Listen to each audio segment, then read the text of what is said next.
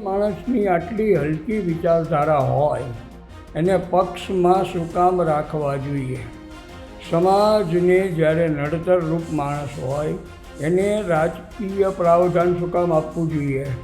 મૌડી મંડળે મારી પ્રાર્થના છે, આવી હલકી વિચારધારાના કોઈ પણ કાર્યકર હોય, ધારાસભ્યશ્રીઓ હોય કે મંત્રીશ્રીઓ હોય કે કોઈ પણ ઊંચા હોદ્દા સ્થાને હોય એને તાત્કાલિક રૂપે દૂર કરવા જોઈએ. નમસ્કાર મિત્રો, ગુજરાત તકમાં આપનું સ્વાગત છે. અમરેલી ભાજપનું રાજકારણ ફરી એક વખત ગરમાઈ ગયું છે. 14 એપ્રિલના રોજ ડોક્ટર બાબા સાહેબ આંબેડકર જયંતિના ભાગરૂપે ભારતીય જનતા પાર્ટી દ્વારા એક કાર્યક્રમનું આયોજન કરવામાં આવ્યું છે. આ કાર્યક્રમ ધારાસભ્ય કૌશિક વેકરિયાના અધ્યક્ષ સ્થાને યોજાનાર છે. આ કાર્યક્રમમાં જીવી કાકડિયા, મહેશ કસવાલા સહિત ભાજપના આગેવાનો અને અમરેલી જિલ્લા પોલીસ વડા ઉપસ્થિત રહેનાર છે. આ કાર્યક્રમને લઈને સામાજિક કાર્યકર એવા અરવિંદ રાણપરિયાએ સવાલ ઉઠાવ્યા છે. અરવિંદ રાણપરિયાએ ધારાસભ્ય કૌશિક વેકરિયાના અધ્યક્ષ સ્થાને કાર્યક્રમ યોજાનાર છે તેને લઈને કહ્યું છે કે ધારાસભ્ય કૌશિક વેકરિયા હલકી માનસિકતાવાળા છે. કૌશિક વેકરિયાના અધ્યક્ષ સ્થાને કાર્યક્રમ ન યોજાવો જોઈએ અને તેમના સ્થાને અન્ય કોઈ વ્યક્તિ દ્વારા અધ્યક્ષ સ્થાને કાર્યક્રમ યોજાવો જોઈએ. કૌશિક વેકરિયાને તેમણે પક્ષમાંથી સસ્પેન્ડ કરવા માટે રાજ્ય સરકાર અને મૌડી મંડળને પ્રાર્થના વિનંતી કરી છે. તેમણે કહ્યું છે કે કૌશિક વેકરિયા એક હલકી માનસિકતાવાળા છે. અમરેલીમાં જે ઘટના બની તેમની પાછળ તેમનો હાથ છે, ત્યારે આવા વ્યક્તિને પક્ષમાં ન રાખવા જોઈએ અને કૌશિક વેકરિયાને સસ્પેન્ડ કરવામાં આવે તેવી તેમણે મૌડી મંડળને અને રાજ્ય સરકારને વિનંતી કરી છે. ત્યારે આવો સાંભળીએ તેમનું નિવેદન. આગામી તારીખ 14ના રોજ અમરેલી જિલ્લાના ધારી તાલુકામાં પ્રોપર ધારીમાં ડૉક્ટર બાબા સાહેબ આંબેડકર જયંતિ નિમિત્તે એક કાર્યક્રમનું આયોજન કરવામાં આવ્યું છે, જે કૌશિક વેકરિયાના અધ્યક્ષ સ્થાને છે. તો મારે જનતા ચોક, રાજ્ય સરકાર શ્રી અને મૌડી મંડળને એટલું જ કહેવાનું છે કે જે માણસની આટલી હલકી વિચારધારા હોય એને પક્ષમાં શું કામ રાખવા જોઈએ? સમાજને જ્યારે નડતરરૂપ માણસ હોય એને રાજકીય પ્રાવધાન શું કામ આપવું જોઈએ? મૌડી મંડળે મારી પ્રાર્થના છે, આવી હલકી વિચારધારાના કોઈ પણ કાર્યકર હોય, ધારાસભ્યશ્રીઓ હોય કે મંત્રીશ્રીઓ હોય કે કોઈ પણ ઊંચા હોદ્દા સ્થાને હોય એને તાત્કાલિક રૂપે દૂર કરવા જોઈએ, પાર્ટીમાંથી સસ્પેન્ડ કરવા જોઈએ.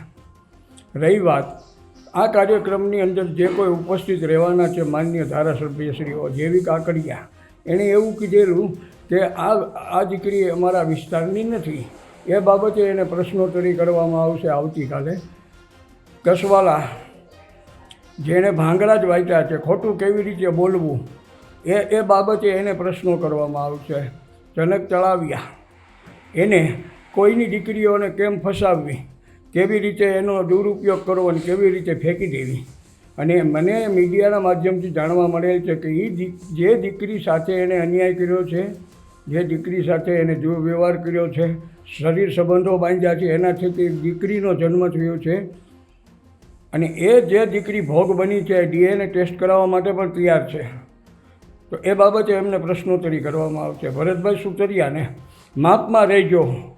સુરતના એક સ્નેહ મિલન કાર્યક્રમમાં જે ધમકી વિચારી હતી, ધમકી જે આપી હતી જાહેર જનતાને, એ બાબતે પ્રશ્નોત્તરી કરવામાં આવશે. નહીંતર કૌશિકભાઈ શું કરી લે છે એ પણ પૂછવામાં એને આવશે.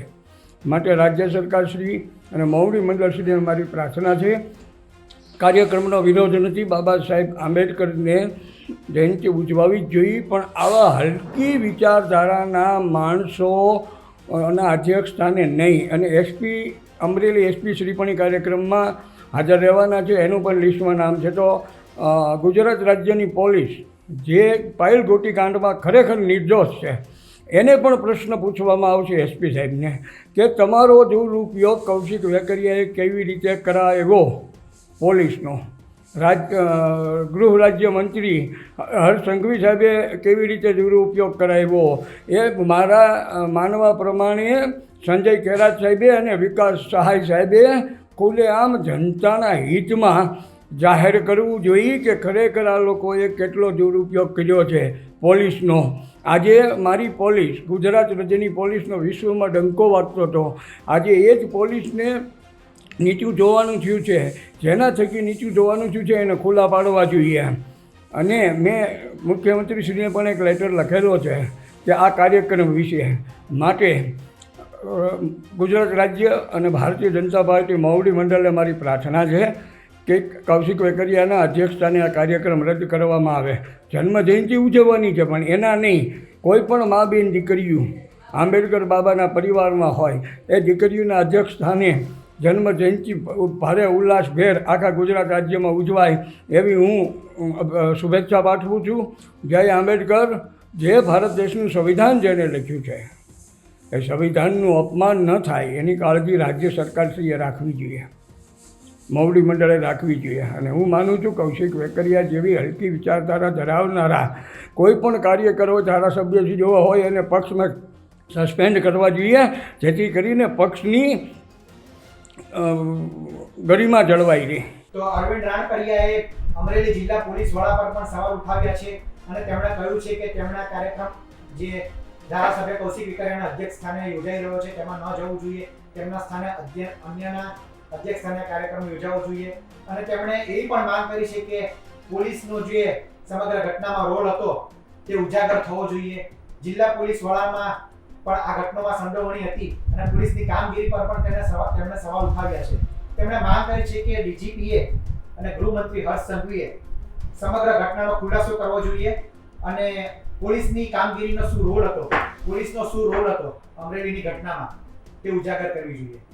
તો હાલ જોતા તો એવું લાગે છે કે અમરેલી ભાજપનું રાજકારણ આગામી દિવસોમાં ચોક્કસ ગરમાવાનું છે.